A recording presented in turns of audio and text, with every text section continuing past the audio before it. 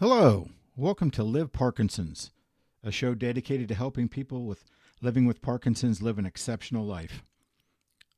I'm your host, Chris Kustenbotter, and I've been living an exceptional life with Parkinson's for the past 13 years. This podcast is focused on the 4 strategies that I've been using to lead an exceptional life with Parkinson's. These strategies were developed through extensive research and studying people with Parkinson's who are accomplishing great things. This podcast is designed for people living with Parkinson's, their family and friends, caregivers, and anybody else who can help you live a great quality of life after your Parkinson's diagnosis. In this episode, I will unveil my 4 strategies for living an exceptional life with Parkinson's.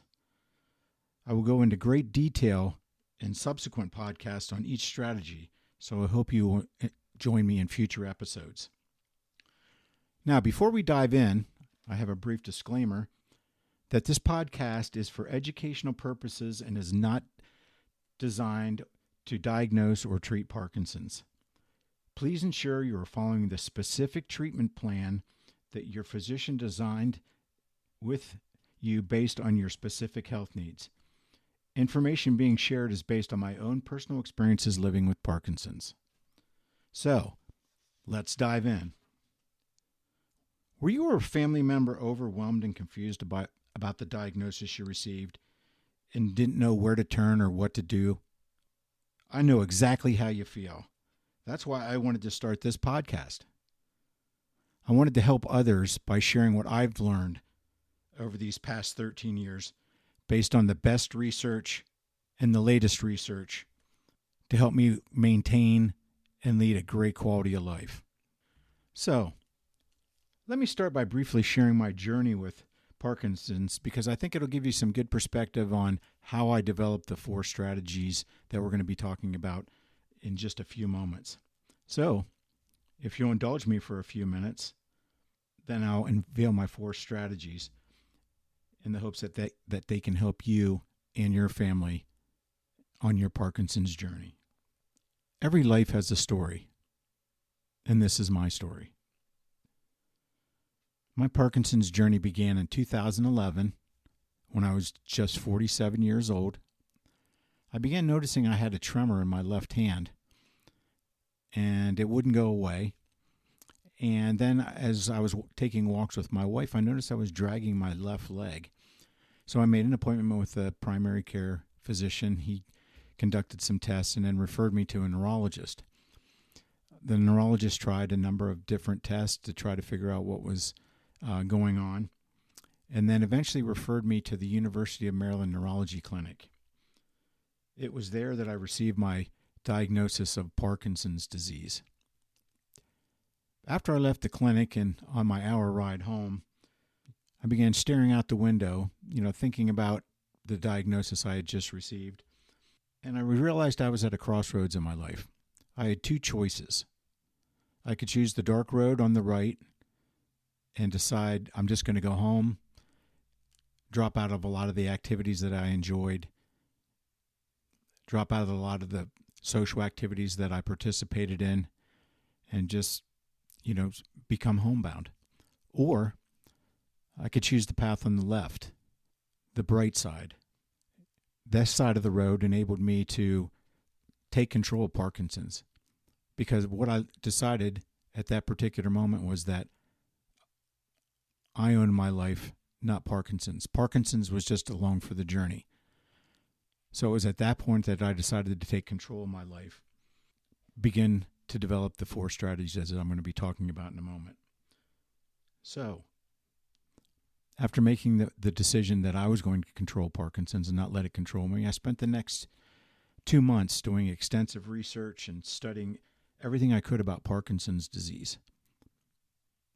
My degree's in biology, so I enjoyed reading the studies and the findings and how it could apply to my life and make my life better.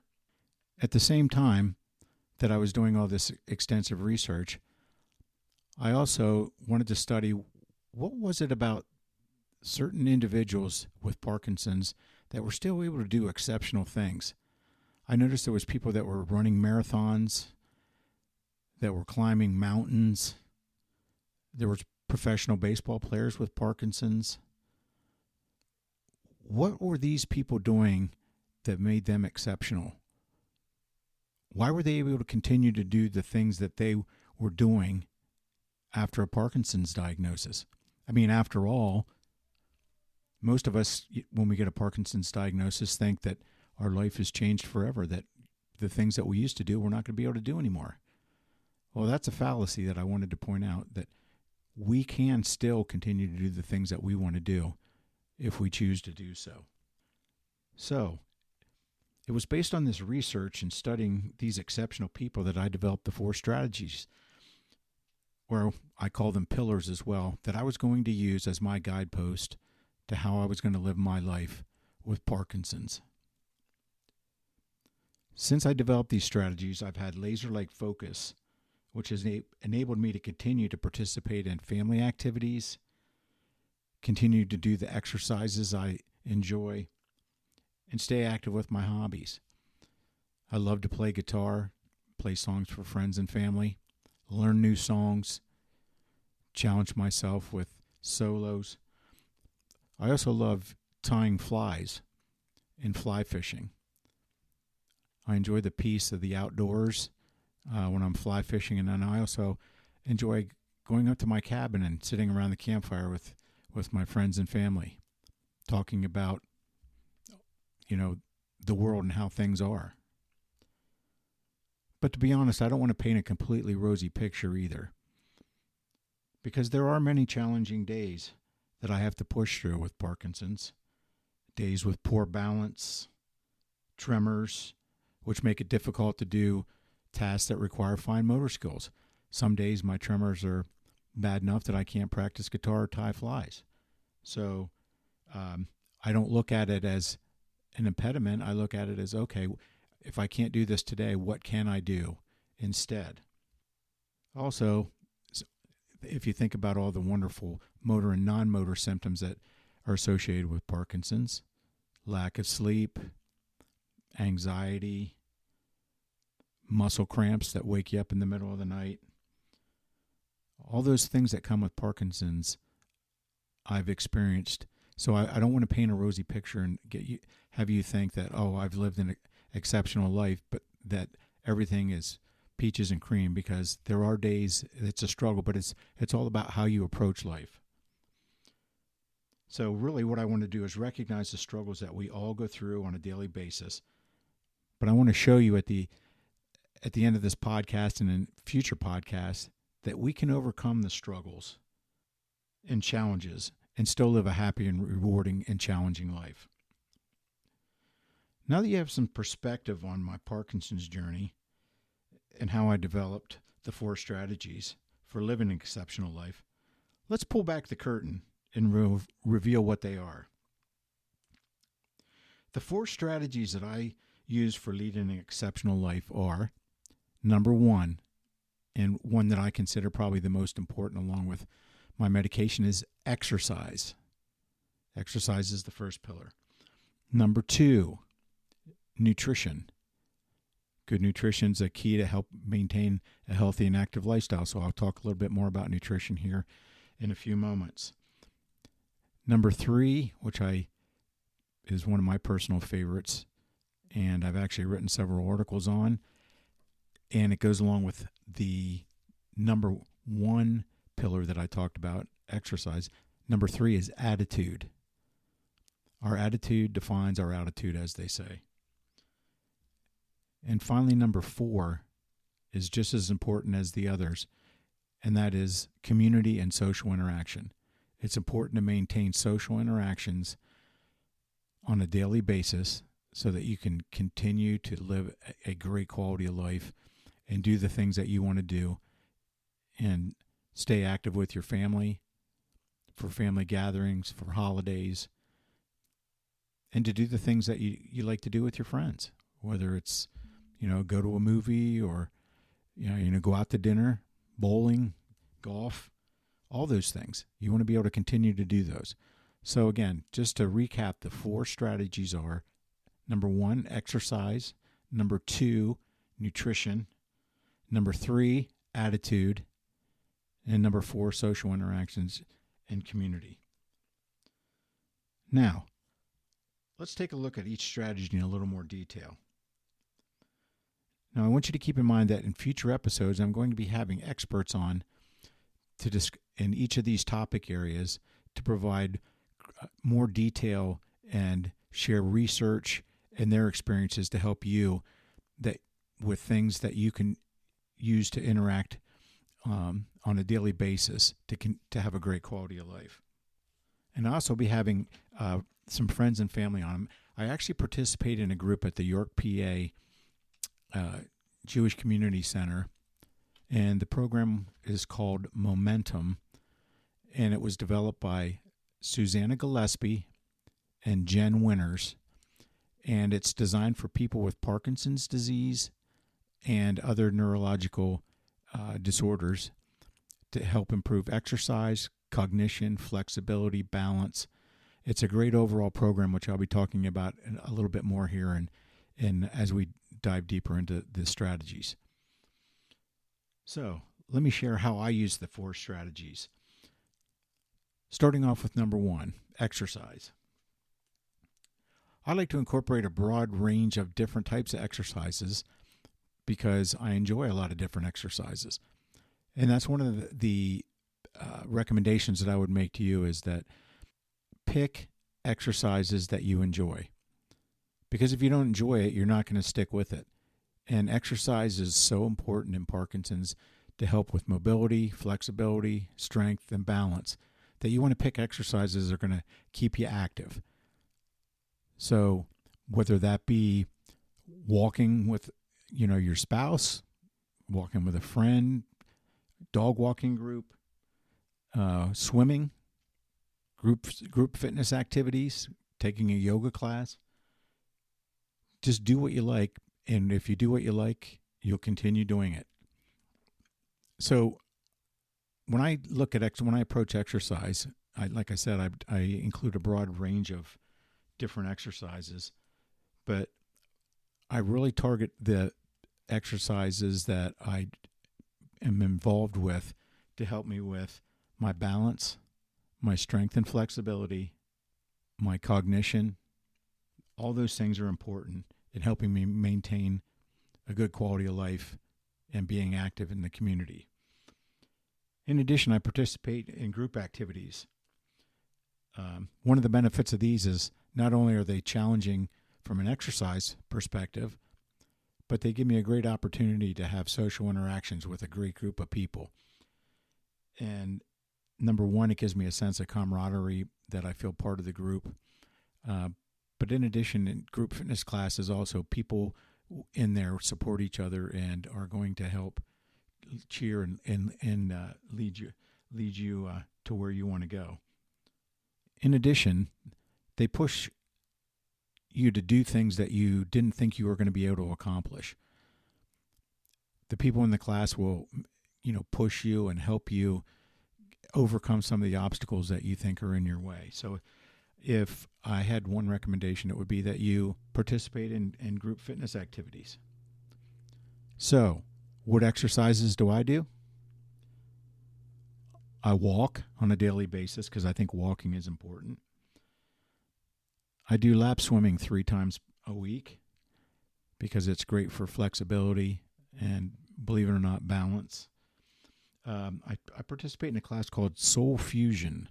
Soul Fusion is a combination of yoga, strength, flexibility, and core training. It throws a little bit of cardio in there as well, so it's a great class. I also participate in a barre class. That's BARRE, and that's a combination of cardio, weights, stretching, and Pilates. I do a spin class once a week, and then I also participate in water aerobics. In addition to that, I do the Momentum program, which is designed for people with Parkinson's and other neurological disorders. But we spend a great deal of time on doing exercises that are going to help with our balance, our flexibility, our strength, and our cognition. So a lot of times we'll combine exercises to do 2 things at one time. But I'll give you some more information on the Momentum program in the description for this podcast, and in a link if you want to find out just what Momentum involves. Now that I've shared my exercise program with you, I want to turn our attention to why exercise is important for those of us living with Parkinson's. If you look at the research, there are four particular benefits that I want to point out on how exercise can help you maintain a good quality of life. So let's take a look at those benefits now. Number one, it can help you improve your motor function. One of the things that we often run into with Parkinson's is that we have a stoop posture, we start to shuffle our feet, we become slow. Improving your motor function through exercise is going to help you with your balance, your coordination, and your agility. And those are all important so that you can help prevent falls. That's one of the um, dangers that we want to prevent is having a fall because that can lead to other devastating type of injuries. Number two is increased strength and flexibility. Exercise helps improve both your muscle tone, your strength, and your flexibility. Flexibility exercises such as stretching and yoga are very important. I recommend doing stretching every day. It helps to keep you opened up and helps keep you from hunching over because, as you know, Parkinson's causes the muscles to become rigid and we turn our shoulders in and we start to hunch over. So um, yoga can be exercise or stretching and yoga can be very important to help increase your range of motion and improve your joint mobility. So if you haven't tried it, uh, they're both great exercises, and I recommend trying to do them at least several times a week to help maintain your flexibility. Number three is enhanced cardiovascular fitness. One of the things that we want to help make sure is that we keep our heart and lungs healthy, and we can do that through aerobic exercises, which I'll share with you in just a few moments. But uh, keeping your cardiovascular system healthy is going to help make sure that you can do the things that you want to do, and you don't have to sit on the sidelines and watch other people. And number four, mood elevation and well-being. You've probably heard of the runner's high, but exercise releases endorphins, and they can help you elevate your mood.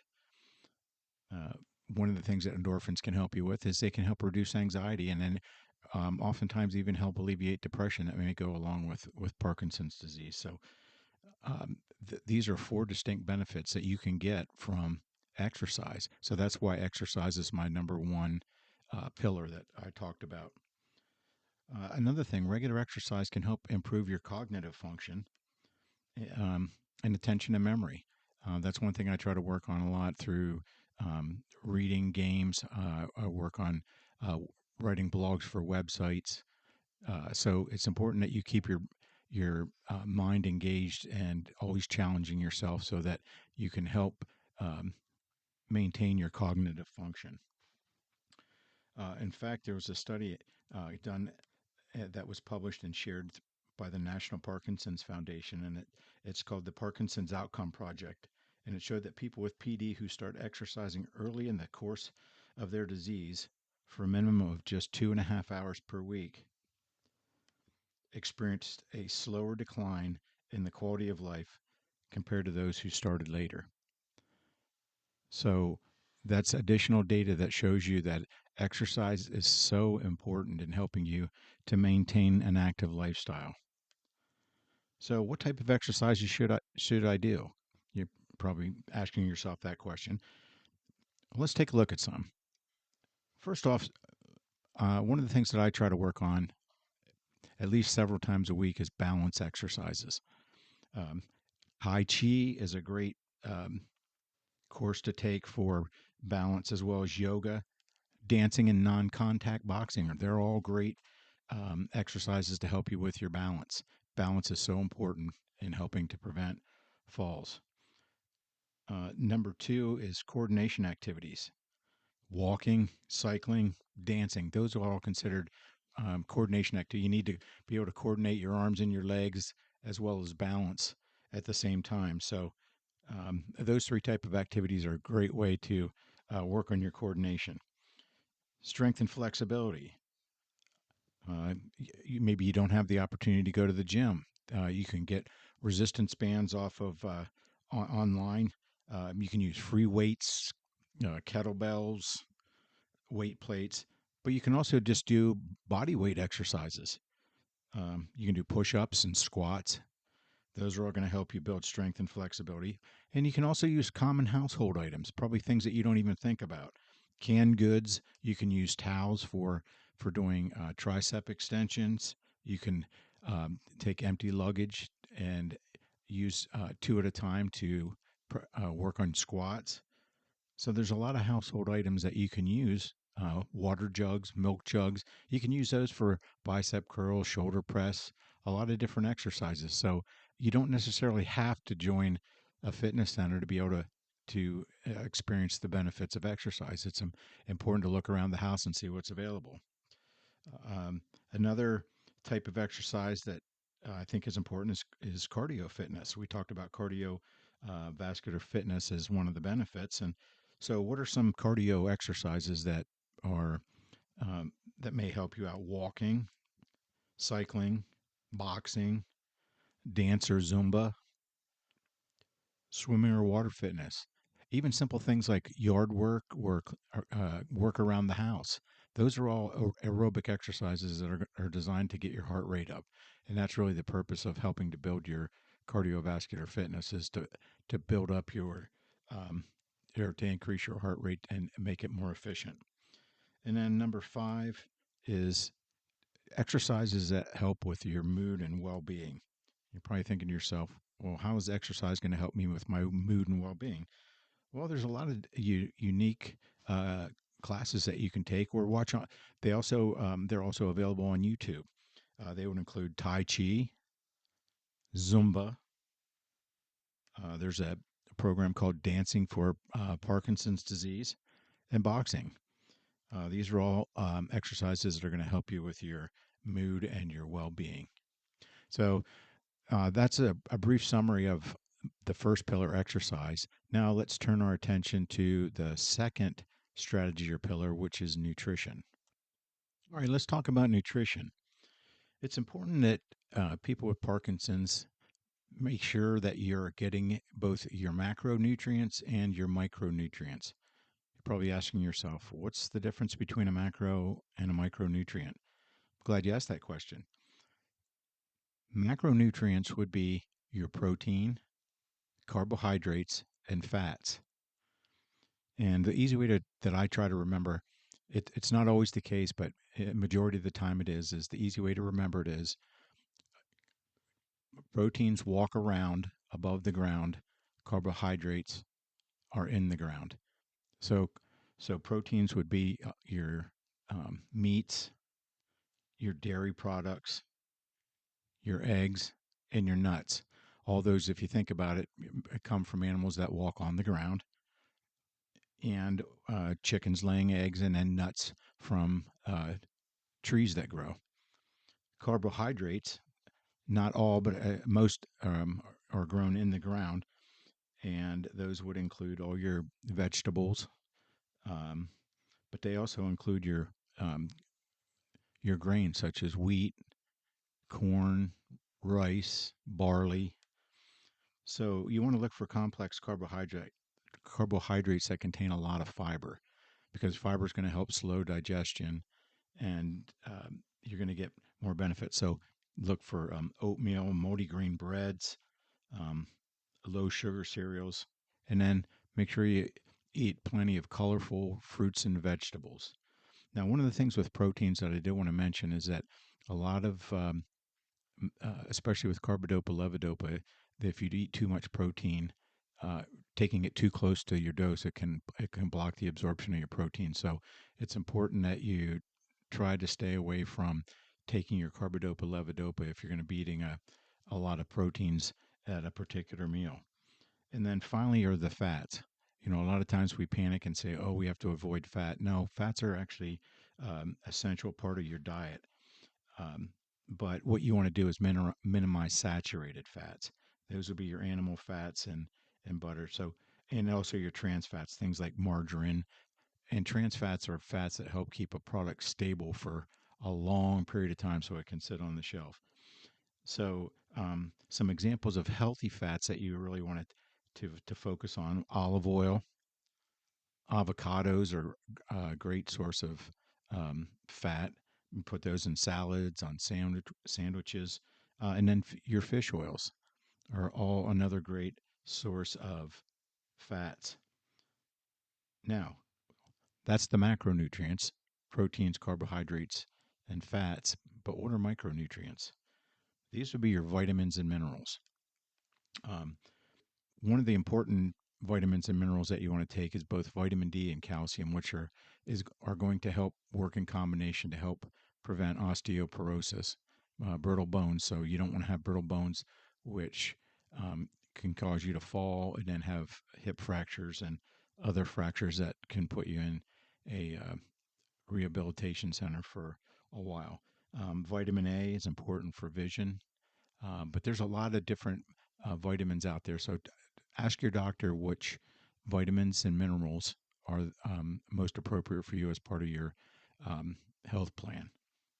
So remember, it's all about balance. Now, am I perfect in my diet? Absolutely not. To be perfectly honest with you, it's um, if you put a bag of chips down, or um, you know, if somebody brings over a pie, I'm the first in line. So I have to, make sure that I have balance in my nutrition as well. So try to eat healthy a majority of the time. Eating healthy a majority of the time and getting your macro and micronutrients is going to help you ensure that you're getting all the essential nutrients that you need. All right. Now let's take a look at pillar number 3, which is attitude, which is again one of my favorites. So let's dive right in. Right now, let's turn our attention to strategy number 3, which is one of my personal favorites and ranks right up there with exercise, and that is attitude. I think attitude is so important in helping you live an exceptional life after a Parkinson's diagnosis. I think most people would tend to tell you that I live a very positive life, and I try to share that positivity with others, because people that are positive tend to be more engaged in social activities. They're more empathetic. They like to listen to what people say. Um, so I think it's important that I start off my day with the 3 things that I'm grateful for. It really helps set the tone for the day, and it helps me start off on a positive note. So, are there really benefits to living with a positive attitude? Well, there absolutely are. There's a ton of research out there on it, but I'm going to save a lot of that for podcast number 2, so I don't want to spoil what's going to come up in the next episode. So I'm just going to touch briefly on some of the benefits of living a positive uh, life, so that you can have a great quality of life as well. Um, Number 1 is it helps to uh, with resilience. Every day we face challenges. We wake up in the morning. Some days are more challenging than others. Some days we may have more problems with our fine motor skills, or we may have trouble with our balance. But having a positive attitude is going to help you remain resilient and work through those challenges, and come out the other side and feel good about the accomplishments that you've had. Even though you had challenges in your way, you used resilience to help you push forward and accomplish the goals that you wanted to accomplish. Another thing that a positive attitude does is it really helps with anxiety. We know that depression and anxiety occur in about 60% of people with Parkinson's. And if you have a positive attitude, it's hard to be anxious when you're positive. Think about you're doing an activity that you're really enjoying with your family and friends. You're having fun. Are you typically anxious? No, you're typically not thinking about being nervous or anxious about what's going to happen, because you're involved in the moment. And that's one of the keys with having a positive attitude. It helps you to stay in the moment so that you can enjoy the activities that you're participating in. Positive attitude also tends to help people uh, maintain and engage in healthy behaviors, like Number one, exercise. That was our first strategy. People with a positive attitude tend to, have a more regular exercise program and are looking to stay uh, healthy through exercise. They also tend to eat a more balanced diet. That was strategy number two, nutrition. People that have a positive attitude tend to eat a lot of fruits and vegetables, grains, um, lean meats, and those type of things to stay healthy. Now, does that mean that they don't indulge in um, other things? Absolutely not. But overall, it helps them maintain a balanced diet. It also helps in getting adequate sleep. If you have a positive attitude, you tend to sleep um, better. And a positive attitude has been shown to help boost your immune system and help us recover from illnesses more quickly.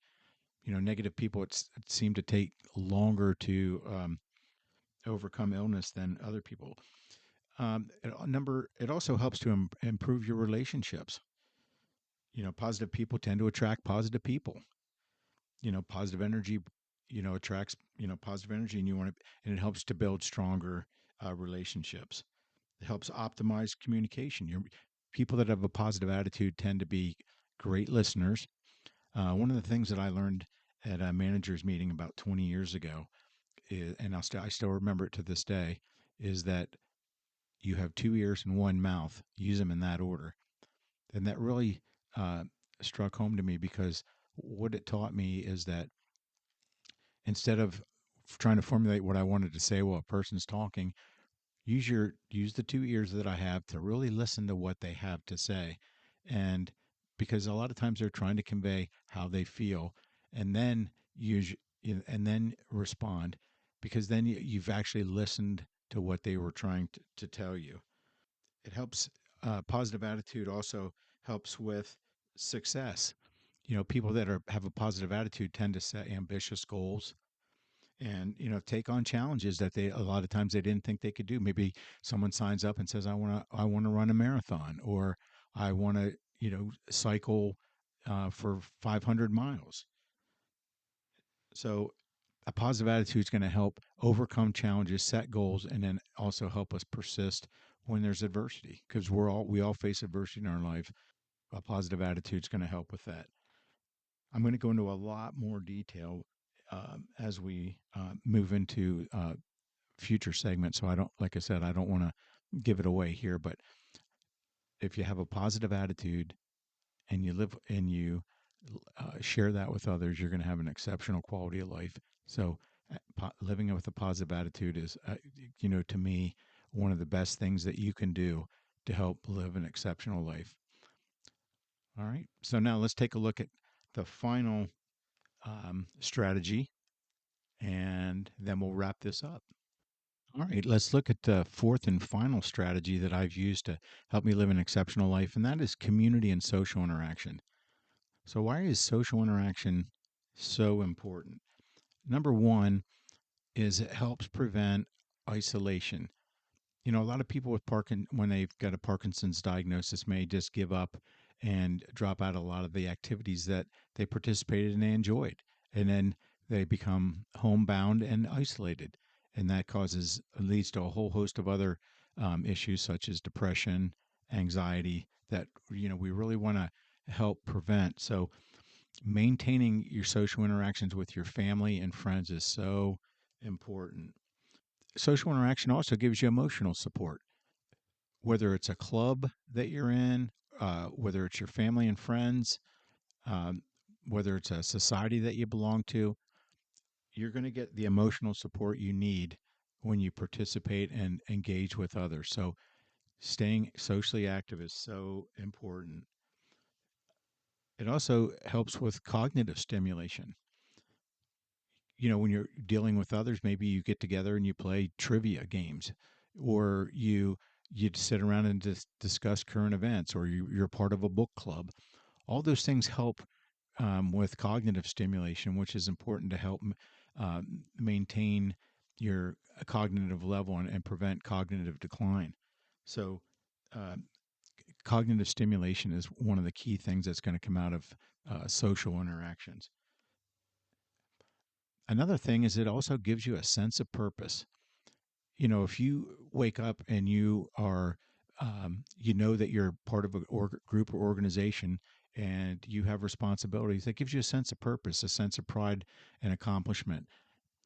So, for instance, you're part of the Lions Club or, um, another organization that is you're helping people. If it gives you a sense of purpose and makes you feel good that you're interacting and helping others. And finally, it gives you the chance to learn and share information, whether it's with your family and friends, or whether it's with a group that you belong to. So it gives you the opportunity to learn from others as well. So social interaction is so important in helping to um, prevent isolation and give you a great quality of life, because you're going to stay actively engaged and it's going to help with a whole host of other things. So, those are the 4 strategies. Let's go back and review those. So, to wrap this up and tie it all together, let's review the 4 strategies that I've used to help me live an exceptional life. Number 1, exercise. So important in helping you maintain your mobility, balance, flexibility, and strength. Number 2 is nutrition. Make sure that you eat a balanced diet. It's going to help you keep maintaining both your health and an active lifestyle. Number 3 is attitude. A positive attitude is going to help you with resilience and give you the ability to overcome challenges. And then finally, number 4 was community and social interaction, which is so important in preventing isolation and getting you the emotional support that you need. So these are the 4 strategies that I used to lead an exceptional life. Now, my goal is to help as many people living with Parkinson's lead an exceptional life and a productive life. So if you know of others who can benefit from these strategies, please let them know about this podcast. Uh, I'd also ask you if you please visit my website, liveparkinsons.com, and sign up for the free monthly newsletter. I provide a lot of in-depth information on new products that are out, new therapies, um, new equipment, other things. Plus, there's a What's New corner. And then I also share webinars that are available and seminars as well. If you, and I'd also request that you please provide any comments, questions, or reviews on my contact page. I'd love to hear your thoughts and suggestions on how I can improve this podcast. And I also want to say that it's an open community where we can share successes and help each other. That's the ultimate goal, is to be able to help each other live great quality of lives. If you're interested about learning more about the 4 strategies, I wrote a book called Spectacular Life: 4 Strategies for Living with Parkinson's Disease, My Road to Happiness. It's available on Amazon, and I will put a link in the description for this podcast. So if you're interested, I'd encourage you to check it out. And have a spectacular day, and looking forward to seeing you